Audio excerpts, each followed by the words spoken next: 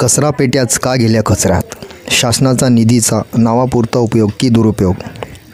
मेडशी ग्रामपंचायततर्फे 23-24मध्ये स्वच्छतेच्या दृष्टिकोनातून वेगवेगळ्या ठिकाणी डिजिटल मेडशी ग्रामपंचायत स्वच्छ भारत मिशन 15वा वित्त आयोगाचा 3,62,908 रुपये इतका निधी घनकचरा व सांडपाणी व्यवस्थापनासाठी वापरण्यात आला.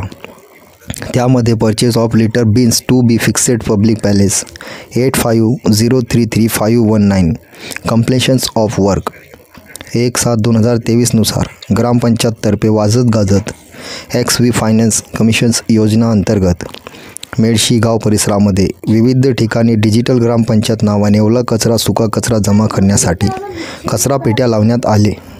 त्याचे ई-पेमेंट परचेस ऑफ डस्टबिन खर्च 36,000 तर सेकंड ई-पेमेंट 1,08,900 वाउचर क्रमांक XVFC 2024-2025 P 25/26 दिनांक 6 डिसेंबर 2024 रोजी तसेच 2,17,700 वाउचर क्रमांक XVFC 2024-25 P 24 नुसार एकूण रक्कम